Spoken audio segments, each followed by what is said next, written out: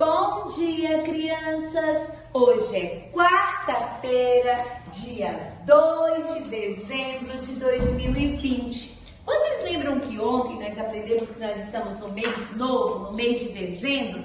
E o mês de dezembro é o mês que nós comemoramos o Natal. Tia Thalmage, o que a gente comemora no Natal? O nascimento de Jesus. Vamos cantar a canção do dia? Cantamos felizes a canção do dia. Hoje é quarta-feira, dia de alegria. Hey! Vamos orar? Querido Papai do Céu, muito obrigado por mais essa semana, por mais esse dia. Que o Senhor fique conosco, em nome de Jesus. Olá, crianças! A tia Thalmage está passando agora para explicar atividades de português, que está lá na página 57. Está falando assim: as histórias nos apresentam não só nos livros, mas também no cinema, na televisão, no teatro. Hoje há muitas peças e músicas infantis, como o da Galinha Pintadinha, em que 3 galinhas pintadinhas, um galo carijó e o pintinho amarelinho fazem as crianças se divertirem muito.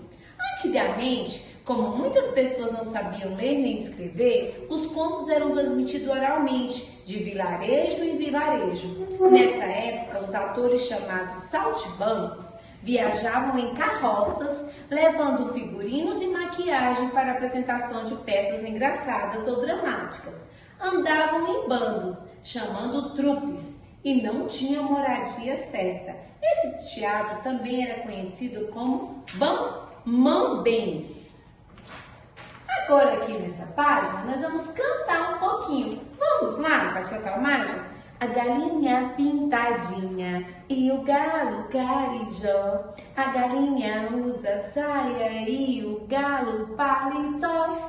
A galinha ficou doente e o galo nem ligou. Os pintinhos foram correndo pra chamar o seu doutor. O doutor, os pintinhos foram correndo pra chamar o seu doutor. O doutor era o peru, glu, glu, glu, glu, glu. E a enfermeira era o urubu. E a agulha da injeção era a pena de um pavão. Qual o barulhinho que a galinha faz? Cococó, corococó, cococó, corococó. Agora nessa página aqui tá falando assim, número 2. Circule somente as vogais que aparecem antes das consoantes nas seguintes palavras.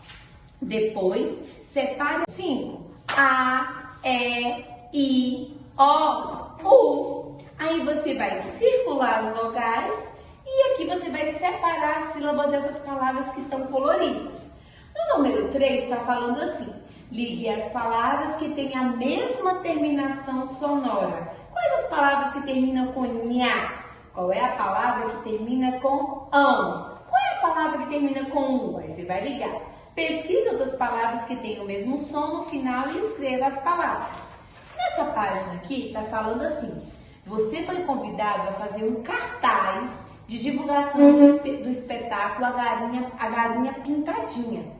Complete o cartaz com um desenho, lembrando de colocar a hora e o preço a ser pago para assistir a peça. Agora é com você. Faremos juntinho essa atividade na nossa web aula. Olá, crianças! A nossa atividade de matemática hoje vai ser feita no caderno. Olha só, tá falando assim: pinte os números menores que 76. Você vai pintar aí todos os números que estão dentro dessas nuvens menores que 76. Continue cada sequência abaixo, somando um a mais. Então você vai fazer 71, 72, 73, 76, 77, 78. Pinte com a mesma cor o número com a escrita correspondente. Essa é a nossa atividade de matemática de hoje. Olá, crianças! A tia Thalmage está passando agora para explicar atividades de história, que está falando assim: As cidades, sejam pequenas, médias ou grandes, apresentam características que são próprias da região em que se encontra, do povo que as construiu e dos que moram ali. São marcas históricas que identificam e as diferem das outras. A fotografia a seguir mostra a cidade de Ouro Preto, que fica no estado de Minas Gerais. Nela percebemos os traços da arquitetura de seus fundadores, os portugueses.